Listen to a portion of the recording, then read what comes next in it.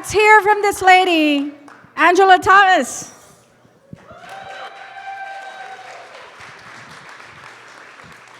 Well, this is a different position for me to be in because I used to be your chair, and I used to be the chair of a county in Nebraska, and I came to Colorado in December of 2019, 3 days after Christmas.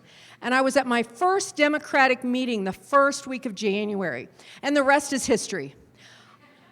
I helped with the caucus.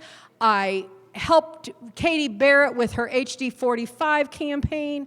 Then I became the chair of HD 45 for all of 3 months. And at that time, our chair, Dana, decided that it was time for her to leave Colorado. And she came to me and said, "You are the person that should lead this organization." And so I said, "Oh, really? I don't know about that." But as I do, I take on jobs, whether I know how to do them or not, and I figure out how to do them. So I was elected in June of 21 to be the chair, and we have had a hell of a ride since then. The things that we've accomplished have been incredible. And then in the middle of 23, a person came to me and said, "I have the perfect person to run for county commissioner." And I said, "You do? Who is it?" And he said, "You."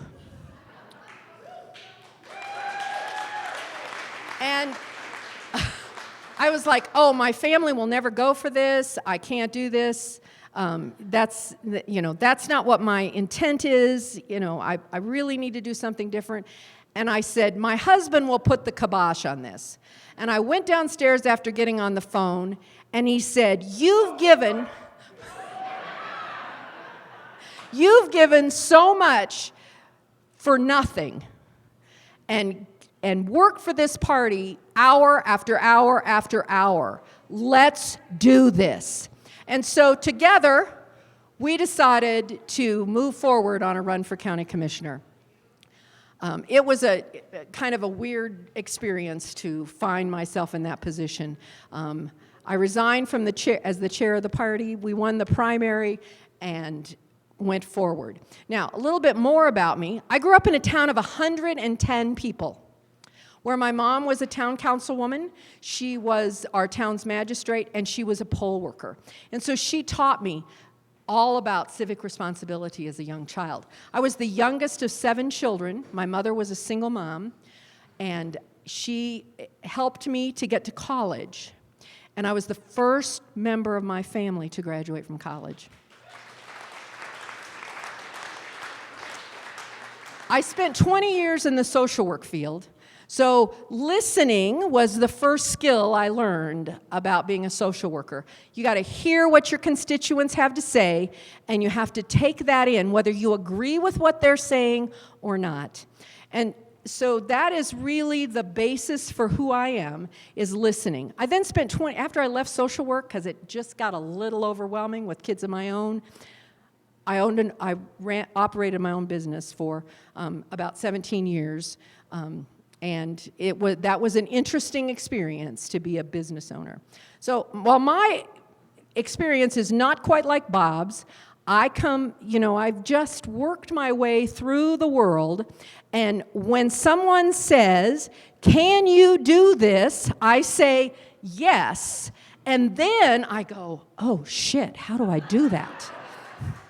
I've done that on more occasions than one. That's kind of how it is with running for county commissioner. But the really good news is that there are Republicans in this county who are as disgusted with George Teal as each of us are.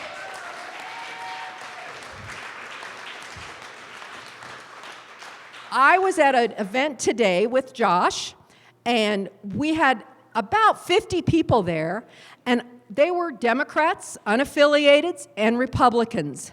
And I would tell you that we walked away with every vote in the room, including from a gentleman who was Trump's state director in Colorado in 2016.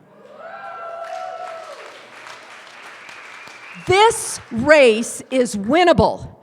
This can be done. We need all of you to open your pocketbooks. We need all of you to talk to your friends and neighbors. We need all of you to help out in whatever way you can, because we can elect the first Democratic county commissioner in Douglas County since 1980. And help me out by helping Josh win too, so we can truly make a difference in Douglas County. It can be done. So when we fight, we will send George Teal to the curb. Angela Thomas, Douglas County Commission District 2.